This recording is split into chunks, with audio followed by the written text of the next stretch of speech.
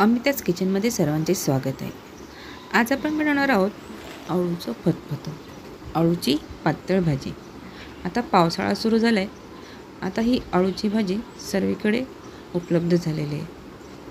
तर आपण ही भाजी इथे मी 2 जुड्या घेतलेल्या आहेत. त्या स्वच्छ धुवून त्याचे देठ कापून घ्यायचे कैचीने आणि असे दोन्ही साईडने सोलून घ्यायचे आणि मग कैचीने असे कापून घ्यायचे. तुम्ही सुरीने सुद्धा कापू शकता. अशा प्रकारे सगळे देठ मी कापून घेतलेले आहेत. आता ही पानं आहेत ही आपण चिरून घ्यायची आहे.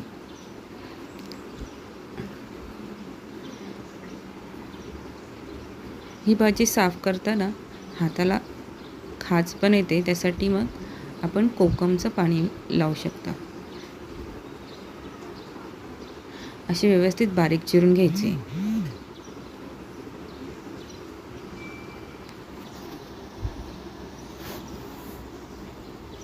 आणि आपण ही भाजी कुकरमध्ये शिजवून घेणार आहोत.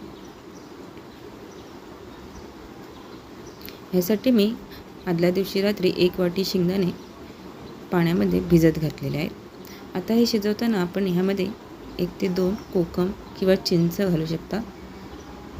आणि हे जे भिजलेले शेंगदाणे ते एका वाटीमध्ये आपण वेगळे उकडून घ्यायचे आहेत कुकरमध्येच. थोडंसं त्याच्यात पण आपण पाणी घालून घेणार आहोत.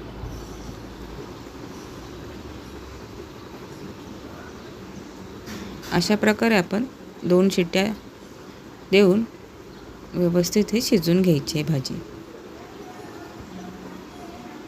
आता कुकर थंड झाल्यावर हे काढून घेऊया.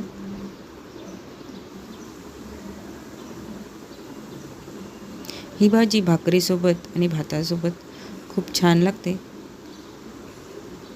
आता हे कोकम आपण काढून घेणार आहोत. आता आपण ह्याची मिक्सरमध्ये बारीक पेस्ट करून घेणार आहोत.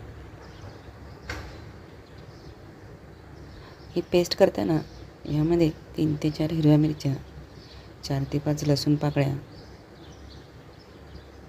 टाकून हे बारीक पेस्ट करून घ्यायची आहे.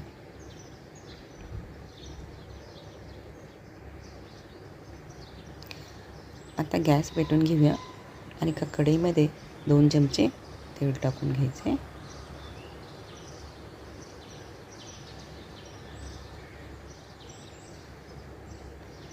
तेल तापत आलं की ह्यामध्ये आपण 3 ते 4 लसूण पाकळ्या ठेचून टाकायचे आहे. इथे मी अर्धा कांदा बारीक चिरून घेतलेला आहे, तो सुद्धा मी याच्यामध्ये टाकणार आहे.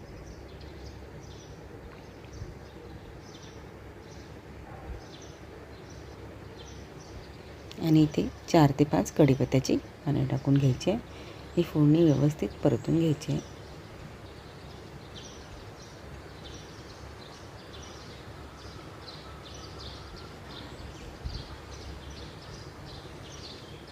ह्यामध्ये मी 1 चमचा लाल तिखट घातलेलं आहे.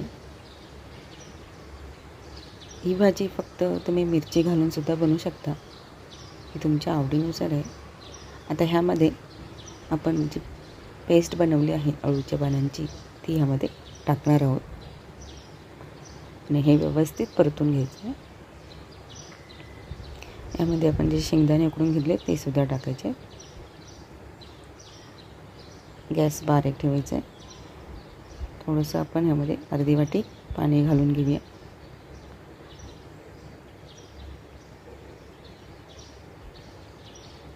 चवीनुसार मीठ टाकायचं आहे.